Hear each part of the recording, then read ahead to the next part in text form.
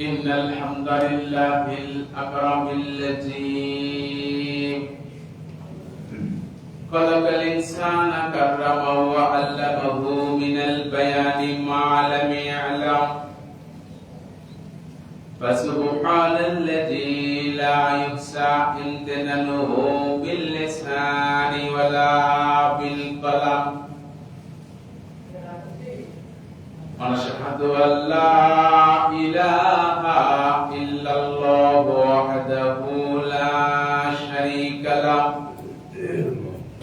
ونشهد أن سيدنا إمامنا قدوتنا حبيبنا طبيبنا وطبيب روحنا محمد الذي أرسله بالحق بشيرا ونذيرا وداعيا إلى الله بإذنه وسراجا وقمرا منيرا فقد قال الله تعالى في كلامه المجيد وفي فرقانه الحميد সবাই পড়ুন আউযু বিল্লাহি মিনাশ শাইতানির রাজিম বিসমিল্লাহির রাহমানির রাহিম ওয়া ইযা আরাদনা আন নুহলিকা ক্বরিয়াতান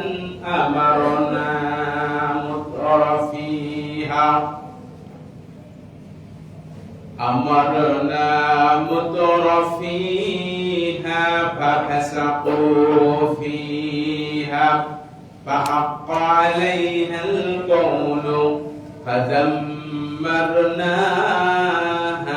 تدميرا صدقت يا رب العالمين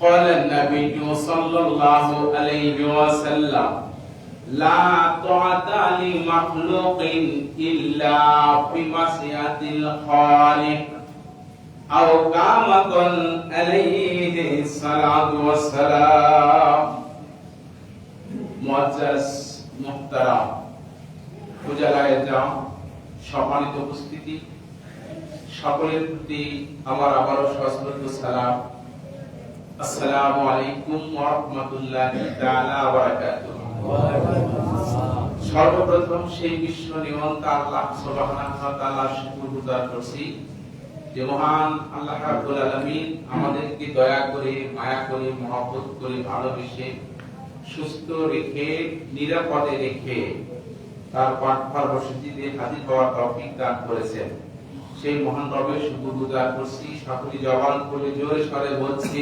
আলহামদুলিল্লাহ আরেকটু আওয়াজ দিয়ে বলুন আলহামদুলিল্লাহ পাশাপাশি বিশ্ব মানবতার মুক্তির দিশারি মুক্তির দূত মুহাম্মদ আরবি মামিনার নয়নের মণি হাবিবুনা তবিবুনা সামাদুনা তবিবুল কুলুবিনা তবিবু আরওয়াহিনা মুহাম্মদ রাসূলুল্লাহ সাল্লাল্লাহু আলাইহি ওয়াসাল্লাম সম্মানিত উপস্থিতি আমি আপনাদের সম্মুখে কোরআনুল কারীমের সূরাত বানী ইসরাঈল তথা সূরাত ইসরা থেকে 16 নম্বর আয়াত তেলাওয়াত করেছি এবং হুজুর সাল্লাল্লাহু আলাইহি সাল্লামের অসংখ্য হাদিসের মাঝ থেকে একখানা ছোট্ট হাদিসে নববী তেলাওয়াত করেছি এর সহজ অর্থের মাধ্যমে দিয়ে আলোচনা শুরু করব ইনশাআল্লাহ আপনারা যারা বাইরে আছেন মেহেরবানি করে ঘরের ভিতরে এসে কাতারগুলো পুরো করে বসুন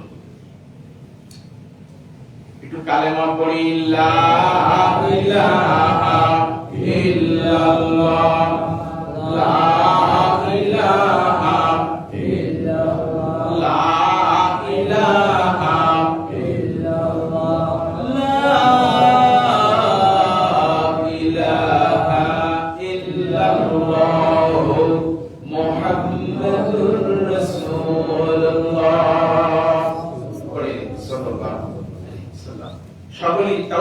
তেলাওয়াত করুন আউযু বিল্লাহি মিনাশ শাইতানির রাজীম বিসমিল্লাহির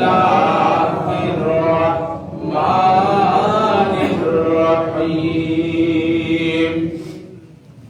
বিতাড়িত মরদুদ শয়তানের ওয়াসওয়াসা থেকে আল্লাহ তাআলার নিকট পানাহ চাই।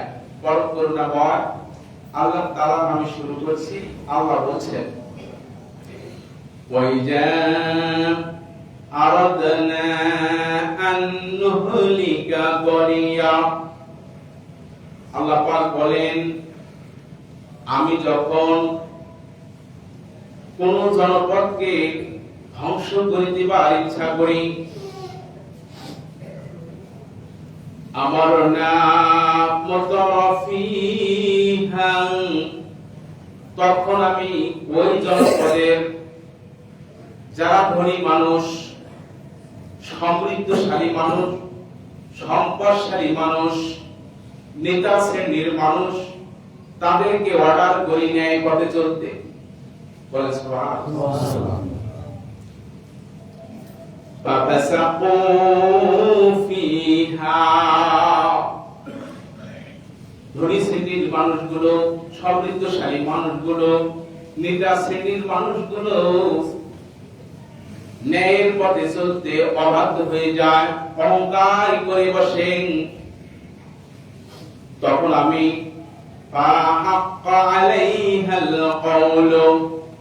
তখন আমি আল্লাহর পক্ষ থেকে তাদের উপর শাস্তি অবধারিত হয়ে যায়।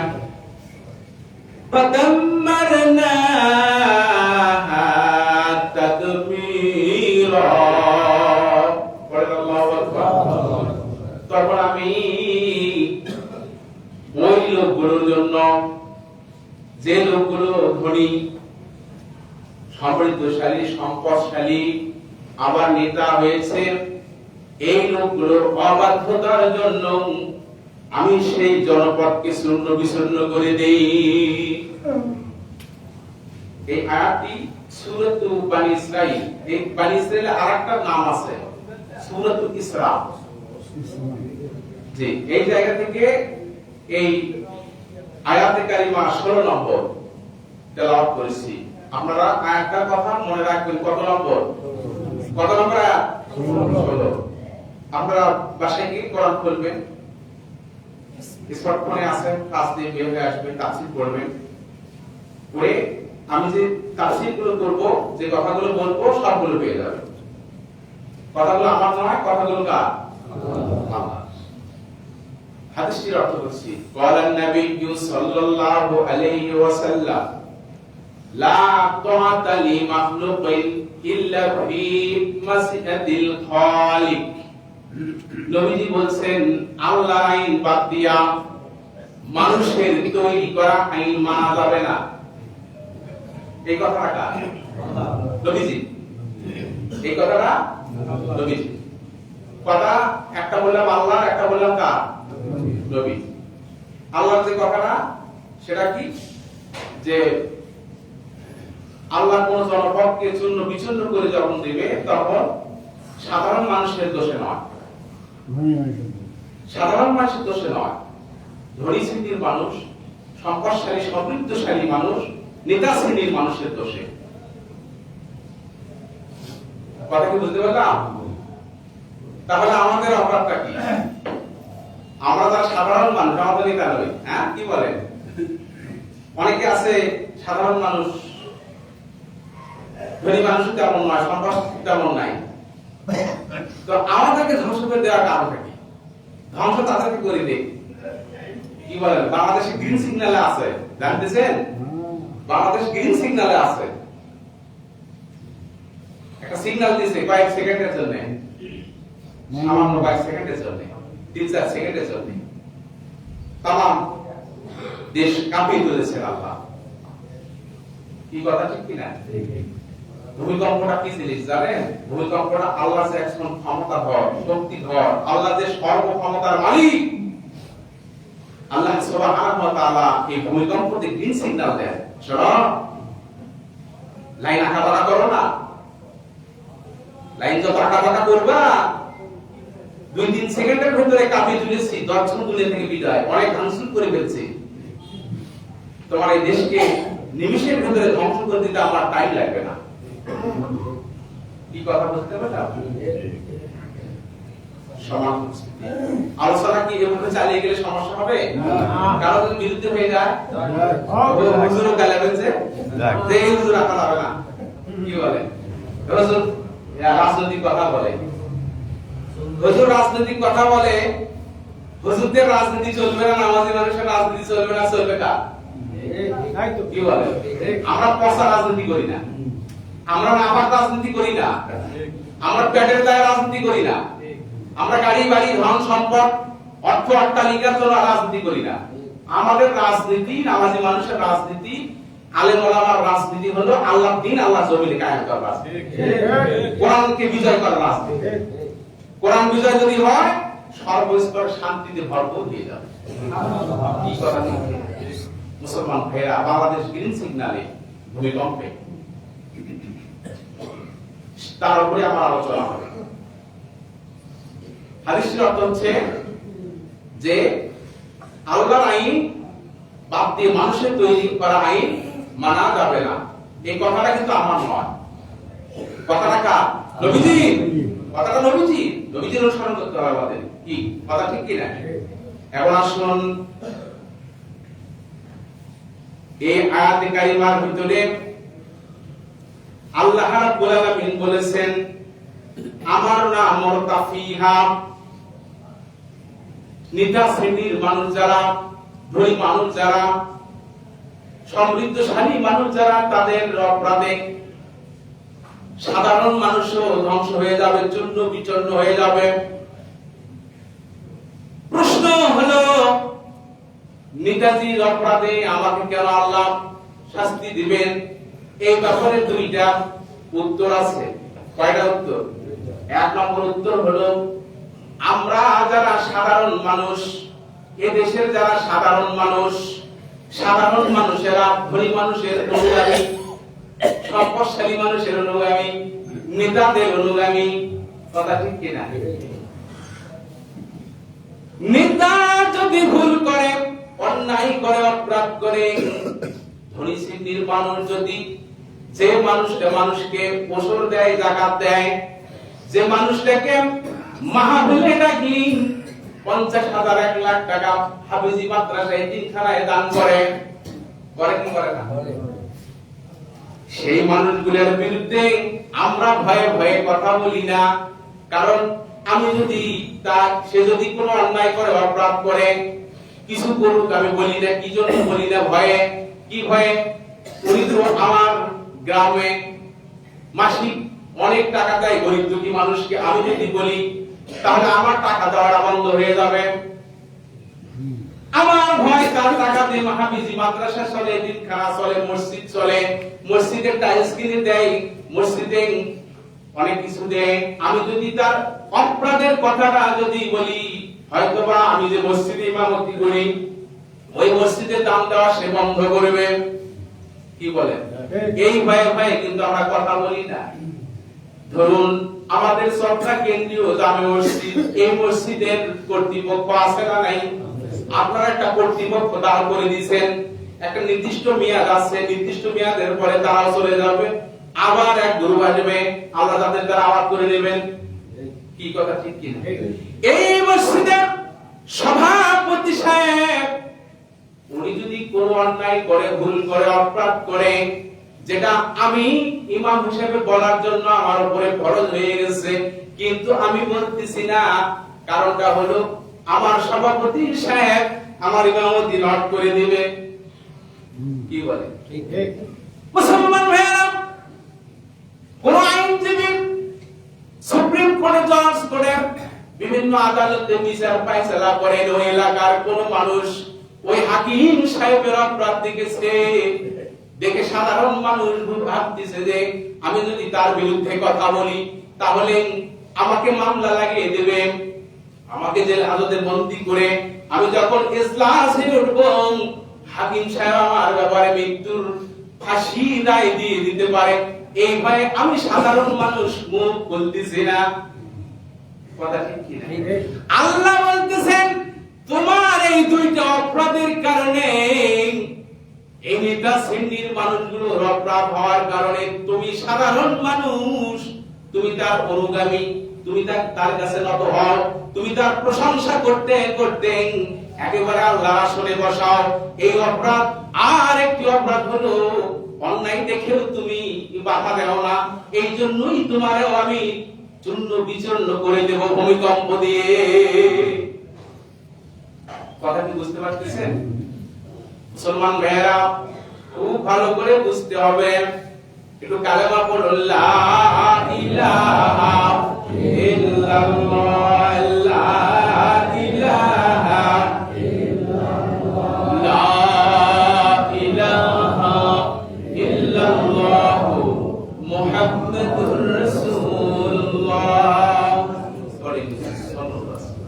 আপনারা হয়তো অনেকেই বলবেন, জ্ঞানী মানুষ আছেন, আমরা সাধারণ মানুষ কি করে আমরা একজন চেয়ারম্যানকে থামাবো অপরাধ থেকে? কি করে আমি একজন এমপি কে থামাবো অপরাধ থেকে? কি করে আমি প্রধানমন্ত্রীকে থামাবো অপরাধ থেকে? কিভাবে আমি একজন আইনজীবীকে থামাবো অপরাধ থেকে? প্রশ্ন আসতে পারে না? আসতে পারে। আমার সোনার বাংলাদেশ, হেরোখণ্ডের বাংলাদেশ, এই বাংলাদেশের একটা সংবিধান আছে, আছে না নাই? সংবিধানে লেখা আছে প্রতি 5 বছর পর পর সরকার চেঞ্জ। প্রতি 5 বছর পর পর সরকার চেঞ্জ করতে ভোট হবে। ভোটের মাধ্যম দিয়ে এই দেশের জনগণ আরেকজন ব্যক্তিকে বসাবে। এটা কি নিয়ম নয়? এটাই নিয়ম। আমরা সাধারণ মানুষের জাতীয়ভাবে অন্যায়কে বাধা দিবার একটা সময় আসে প্রতি 5 বছর পর পর। প্রতি 5 বছর পর পর অন্যায়কে বাধা দেওয়ার জন্য আমাদেরকে বিচারক নির্ধারণ করা হয়। বর্তমানে বাংলাদেশে ফেব্রুয়ারি মাসে ভোটের ঘোষণা আসে, আমরা প্রত্যেকটা মানুষই এক একজন বিচারক। কি বলে? অস্ত্রের কথা বলছেন না কেন? প্রত্যেকটা মানুষ আমরা বিচারক। আমরা বিচার করব। আমাদেরকে সুস্থ মস্তিষ্ক আল্লাহ দান করেছেন। এই সুস্থ মস্তিষ্কে বিচার করব যে আমি যে ব্যক্তিটাকে রায় দিব, সেই ব্যক্তিটাকে আমি এমপি বানাইব, সেই ব্যক্তিটাকে আমি প্রধানমন্ত্রী বানাইব। ওই ব্যক্তির দ্বারা যদি আমার দেশে অন্যায় হয়, দুর্নীতি হয়, চাঁদাবাজি হয়, সরকারি মাল আত্মসাৎ হওয়ার সম্ভাবনা থাকে, এই শ্রেণীর মানুষকে আমি আপনি যদি রায় দেই, তাহলে আল্লাহ পাক যেমন গ্রিন সিগন্যাল 3-4 সেকেন্ডের বাংলাদেশে দিয়েছেন, এই রকম অপরাধী মানুষদেরকে, বাজে লোকদেরকে, পচা লোকদেরকে যদি এমপি মন্ত্রী বানিয়ে আমরা ক্ষমতায় বসে দেই, তাদের সাথে মহান প্রভু আমাদেরকেও মাসাকার করে দেবে। কোথা থেকে কথা বলতেছি? বাণী বলি নেই, কোরআন থেকে সূরাত বনি ইসরাঈলের 16 নম্বর আয়াতের তাফসীরে কথা বলতেছি। আমাদের মাথায় একটা সময় আছে, আসছে সামনে, কথা দেব আমরা। কিসের মাধ্যম দিয়ে? ব্যালট এবং সিলের মাধ্যম দিয়ে। এক হাতে থাকবে ব্যালট, আর হাতে থাকবে সিল। আমি যাকে সিল মারবো সেই যে লোকটা যেন হয় নাই পরায়ণ, লোকটার দ্বারা যেন এই দেশের মানুষ, জনগণ সুখে শান্তিতে বসবাস করতে পারে, প্রত্যেকটা সেক্টরে যেন আমরা শান্তি পাই। বলেন তো আমাদের দেশে কোন সেক্টরে শান্তি আছে নাকি? 5 আগস্টের আগে যারা ছিল তাদের ওয়াস্ত আর করার প্রয়োজনই নেই। আমরা সবাই দেশবাসী বুঝে ফেলেছি ওরা কি করেছে। কি বলেন? ওরা কি করেছেন? ওরা বড় ধরনের অপরাধী ছিল, খুবই অপরাধী ছিল, যার জন্য করে বাংলার জমিন থেকে 350 এমপি মন্ত্রী একইবারে বিদায় নিয়ে চলে যেতে হয়েছে। 5 আগস্টের পরে আশা করেছিলাম ডক্টর ইউনূস সাহেবের হাতে দেশটা উঠায় দিয়ে, কি বলে, আশা করেছিলাম আমরা নেই বিচার পাবো। কি বলে? আশা করেছিলাম দুর্নীতি থেকে মুক্তি পাবো, আশা করেছিলাম চাঁদাবাজি থেকে মুক্তি পাবো। কিন্তু এখন পর্যন্ত 5ই আগস্টের পরে এমন কোন সেক্টর নাই যে সেই জায়গায় ঘুষ নাই। আছে না? আওয়াজ করে কথা বলে। এখনো আছে। আপনি চান আপনার গ্রামের কোন মানুষ যদি আপনার বিরুদ্ধে কমপ্লেইন করে, আপনার ব্যাপারে যদি পুলিশ প্রশাসনকে, প্রশাসনিক লোকদেরকে, আইনের লোকদের কাছে গিয়ে বলে যে আমার গ্রামের অমুক ব্যক্তি আমার থেকে 3 লক্ষ টাকা নিয়েছে, 4 লক্ষ টাকা নিয়েছে, আমি নানান ভাবে চেষ্টা করলাম, উদ্ধার করতে পারিনি, আপনারা দয়া করে আমার ব্যবস্থা করে দেন। বলতে পারি না? এই বিচার আমরা দিতে পারি না? পারি। কিন্তু দেখা গেল যার বিরুদ্ধে আমি বিচার দিলাম ওই লোক টাকার বান্ডিল নিয়ে হাজির হয়ে গেল, পুলিশকে টাকা দিল, এরপরে আমাকে ডাকা হলো, শোনেন অমুক লোকের সাথে তোমার কি হয়েছে, ওরা গ্রামে মিটে নেন, কিন্তু এখানে তো ঘুষ নিয়ে আমাকে এই ফায়সালা দিল। এখন আছে না? শুধু প্রশাসনিক জায়গায় নয়, আপনি চলে যান আপনার একটা কাজের জন্য, যারা অফিসে গেছেন, যারা অফিসে গেছেন, অফিসারদের কাছে গেছেন, তাদের কাছে এটা খুব ভালো লাগবে। অফিসারদের কাছে যান, গিয়ে যদি বলেন ফাইল আমার কোথায়, সে বলবে যে তার ক্লার্ক বলবে ফাইল তোমার আটকে আছে, তুমি যদি কিছু দাও তাহলে দ্রুত ফাইল পাওয়া হবে। এখনো এই কাজটা আছে না নাই বলুন? এখনো আছে। শুধু ওই জায়গা নয়, আপনি চলে যান ভূমি অফিসে। কি বলেন? ভূমি অফিসে আমাদের মতো সাধারণ মানুষগুলো আমরা যখন খাজনা দিতে যাই, আমাদের কাছে এমন অ্যামাউন্ট দাবি করে, আমরা আশ্চর্য হয়ে ফিরে আসি। এরপরে কোন ভালো মানুষকে যদি বলি আবার খাজনার এত টাকা চাই, সে লোক বলে যে শোনো, তোমার দ্বারা সম্ভব নয়, অমুক নেতা মুসলিতা বাসকুলিতার কাছে যাও, সে যদি একবার ফোন করে তোমার টাকা কমে আসবে। আসলে নাই? যেখানে যাবেন, জমি দলিল করতে যাবেন, সেখানেও দেখবেন আপনার দলিলের খরচ তার চাইতে দ্বিগুণ হারে টাকা দিতে হচ্ছে। আওয়াজ করে কথা বলছেন না কেন? একটা কথাও মানে বলবো না, একটা কথাও। আপনি যে মেডিকেলে যাবেন, যান, মেডিকেলে আমরা সেবা পাওয়ার জন্য যাই কিনা? মেডিকেলে সেবা নিতে গিয়ে দেখা যায় সেবার নামে সেখানেও চাঁদাবাজি। কথা ঠিক কিনা? মুসলমান ভাইরা, এগুলো থাকলো অনেক দূরে, একদম নিকটবর্তী আমাদের ইউনিয়ন কাউন্সিল, যেখানে পরিষদে আমরা আমাদের এলাকাবাসী কাজ করে পাই। জন্ম নিবন্ধনের কার্ডটা যদি আপনি করতে যান, আপনাকে কয়েকদিন ঘোরা লাগবে, এমনকি আপনাকে বলবে আপনার এত টাকা লাগবে, এই জায়গায় এত টাকা লাগবে। বলেন তো এই চাঁদাবাজি, এই দুর্নীতি 5ই আগস্টের পরে এখন আছে না নাই? একটু ভালো করে বলুন। আমি আপনাদের বলি, এগুলো থামবে কিভাবে, এগুলো দমন হবে কিভাবে?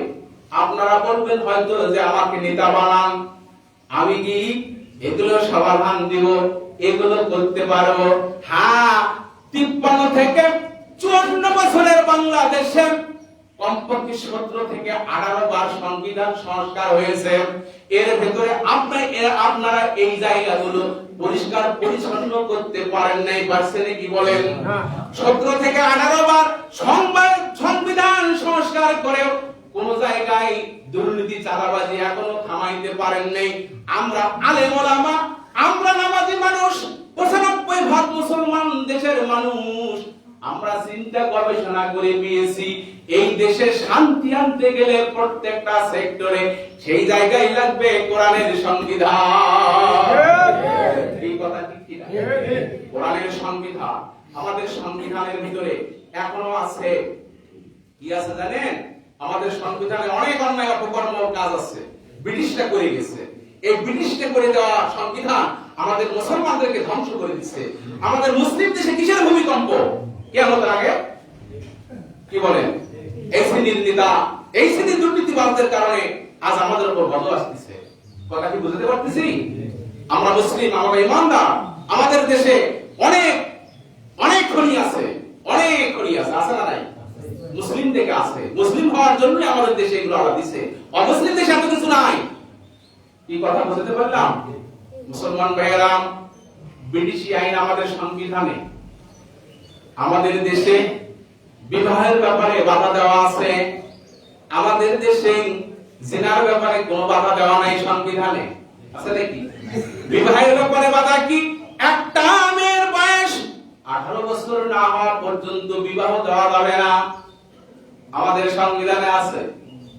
কিন্তু প্রশ্ন হলো 17 বছর বয়সে আমার মেয়ের দেহ কাঠামো সব হয়ে গেছে, সংসার করতে পারবে, সংসার পরিচালনা করতে পারবে, আমি একটা উপযুক্ত পাত্র পেয়েছি, আমার মেয়েকে আমি বিবাহ দেব, এটা ইসলাম বলেছে, কথা ঠিক কিনা? মুসলমান ভাইয়েরা, আমাদের দেশের সংবিধানে এই বাধা দেওয়ার কারণে, বিবাহের ব্যাপারে বাধা দেওয়ার কারণে আমাদের দেশের জিনার পরিমাণ বাড়ছে না কমছে? আওয়াজ করে বলুন।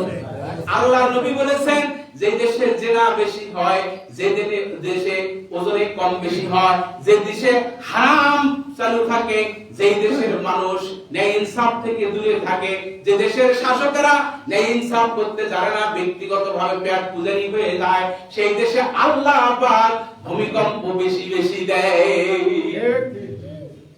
কথা কি বুঝতে পারতেছি? মুসলমান ভাইয়েরা, আমাদের সংবিধানে বিবাহের ব্যাপারে এই প্রশ্ন আবার কি আছে জানেন? একদম ক্ষমতা সম্পন্ন যুবক সে যদি মনে করে যে একাধিক স্ত্রী করবে, ইসলামে জায়েজ আছে না নাই? ইসলামে জায়েজ আছে না নাই? আমাদের সংবিধানে তা নাই। আল্লাহ বলেছে মাসনা সালাসা রুবু, 2 2 3 3 4 4 পর্যন্ত রাখা যাবে, যদি তোমার যোগ্যতা থাকে, সামর্থ্য থাকে। সামর্থ্য নাই, ফাওয়াহিদা, একসঙ্গে খুশি থাকা লাগবে। কি কথা বুঝতে পারলাম? আমাদের সংবিধানে এটাও নাই একাধিক স্ত্রী গ্রহণ করার। মুসলমান ভাইয়েরা, আপনাদের কারো কথা বলি শুনুন, আমরা মুসলমান, আমাদের সংবিধানে থাকবে মুসলিম ক্রাইটেরিয়া, ব্রিটিশ ক্রাইটেরিয়াকে ধুয়ে মুছে পরিষ্কার পরিচ্ছন্ন করে আমাদের সংবিধানে যতক্ষণ পর্যন্ত আমরা কোরআনকে সংবিধান হিসাবে ঢুকাইতে না পারছি, ততক্ষণ পর্যন্ত আসমানি গজব, জমিনি গজব আমরা মুসলমান হয়েও আমাদের উপরে বারবার আসবে। কথা কি বুঝতে পারলাম? আল্লাহর নবী বলেছেন লা তাআতা লিমাখলুকিন ইল্লা ফি মাসিয়াতিল খালিক। নবীজি বলেন আল্লাহর আইন বাদ দিয়া মানুষের তৈরি করা আইন মানা যাবে না।